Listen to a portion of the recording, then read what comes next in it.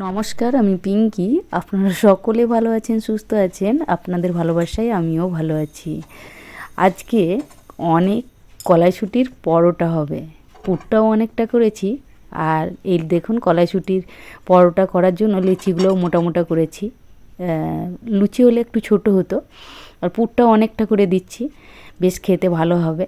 কলাইশুঁটির পরোটাটা করছি কারণ তেলটা একটু অল্প যাবে আর পেটে একটু তেলটা কমও যাবে, সেই জন্য। লুচিতে অনেক তেল লাগে।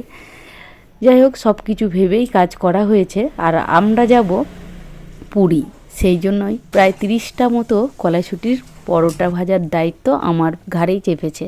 আমি বললাম আমি ভালো এটা পারি, যাই হোক আমিই করে নেব, তোদেরকে আর করতে হবে না।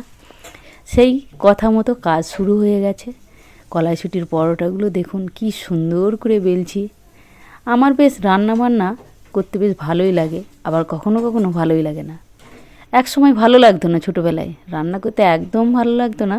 মনে হতো কেউ যদি রেঁধে দেয়, খাবো আর হাত ধোবো, এটাই ভালো। কিন্তু এখন আর কি, কোনো কাজ তো করি না, রান্নাটাই কাজ। চাকরি বাকরি পেলে কিন্তু, চাকরি পাই আর যাই পাই, মেয়েদেরকে কিন্তু রান্নাটা করতে হয়। আর রান্না একটা সুন্দর শিল্প, এটা ছাড়া কেউ পেট চলতে পারবে না। যেটা বলে চাষ করলে যেমন চাষিদেরকে যেমন প্রয়োজন হয়, তেমন রান্না যেই রান্না করুক, একজন রাঁধুনি রান্না করার